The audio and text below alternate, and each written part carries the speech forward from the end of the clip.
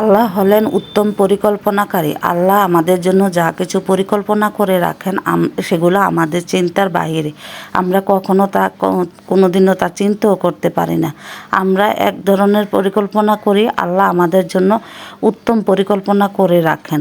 তো আসসালামু আলাইকুম দর্শক, সবাই কেমন আছেন? আশা করি যে যেখানে আছেন আল্লাহর রহমতে ভালোই আছেন। আমিও আলহামদুলিল্লাহ আল্লাহর রহমতে ভালো আছি।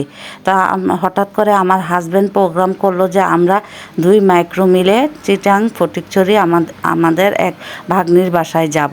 তো যা বললেন তাতেই সবাই রাজি হয়ে গেল। তো আমরা গত শুক্রবারে যাওয়ার জন্য রওনা হলাম। তো আমরা সকাল 10টার সময় রওনা হলাম। আমরা আবার দিনে দিনে চলে আসব, এই জন্য আমরা একটু সকাল করে রওনা হয়ে গেলাম। তো ওইখানে যেতে যেতে প্রায় 5 ঘন্টা সময় লেগেছে। মাঝে আমরা বিভিন্ন জায়গায় দাঁড়িয়ে হালকা নাস্তাও করে নিলাম। আর ওইটা যখন শুক্রবার জুমার দিন, তো পুরুষ মানুষ সবাই নামাজ পড়তে চলে গেছে। তা আমরা এখানে মহিলারা সবাই এখানে দাঁড়িয়ে আছি, দাঁড়িয়ে তাদের জন্য অপেক্ষা করতেছি। তো আমরা ওইখানে অনেক মানুষ একসাথে যাব, হঠাৎ করেই প্রোগ্রাম হয়েছে, তো একসাথে যাব, অনেক মজা হয়েছে। তো আর এখানে ভাগ্নির বাসায় চলে আসছি, এসে হাত মুখ ধুয়ে খাওয়া দাওয়া করে নিচ্ছি। তো এখানে আমার ছেলেকে খাওয়াই নিচ্ছি, ওকে খাওয়াই তারপর আমি খেয়ে নেব। তো ওরা আমাদের জন্য অনেক কিছু রান্না করেছে। রূপচাঁদা মাছ রান্না করেছে, তারপরে সমুদ্রে আরও একটা মাছ রান্না করেছে, তারপরে মহিষের মাংস রান্না করেছিল, ডাল রান্না করেছিল, তারপর সবজি রান্না করেছিল, অনেক কিছু রান্না করেছে। আমরা জার্নি করে সব কিছু খেতেও পারিনি, এতটুকু জার্নি করে আসলাম। তো এখন খাওয়া দাওয়া সবাই শেষ করে কিছুক্ষণ রেস্ট নিয়ে চা খেয়ে তারপরে এখন আবার চলে যাচ্ছি বাসার উদ্দেশ্যে। তো বাসার জন্য রওনা হব। তো এই জন্য বাসাতে আসতে আসতে প্রায় 4-5 ঘন্টা সময় লাগবে। তো ওই রাস্তাটা অনেক আঁকাবাঁকা রাস্তা ছিল।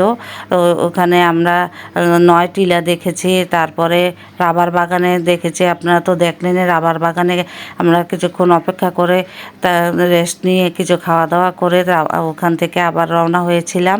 তো এখন আমরা সোজা বাসায় চলে যাব, কুমিল্লার উদ্দেশ্যে রওনা হয়ে যাব। এই জন্য সবাই উপর থেকে আস্তে আস্তে নেমে যাচ্ছি। তো দর্শক, যেতে যেতে আমি আমার রিকোয়েস্টটা করে নেই, আমার ভিডিওর কোনো অংশ যদি আপনাদের ভালো লেগে থাকে তাহলে একটা লাইক দিয়ে দিবেন।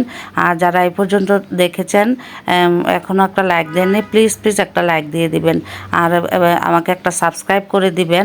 যারা সাবস্ক্রাইব করেছেন আপনাদেরকে অনেক অনেক ধন্যবাদ। বেশি বেশি শেয়ার করে দিবেন আর কমেন্টে আপনাদের মূল্যবান মতামতগুলো জানিয়ে যাবেন। তো যাওয়ার পথে রাত হয়ে গেছে, এই জন্য আমরা একটু হালকা নাস্তা করে নিচ্ছি। তো আমার ছেলে খাচ্ছে পরোটা আর ভাজি, আর আমি খাচ্ছি চা আর নান রুটি। তো আজকের মতো এখানেই রাখছি। দর্শক সবাই ভালো থাকবেন, সুস্থ থাকবেন, আমাদের জন্য দোয়া করবেন। আল্লাহ হাফেজ।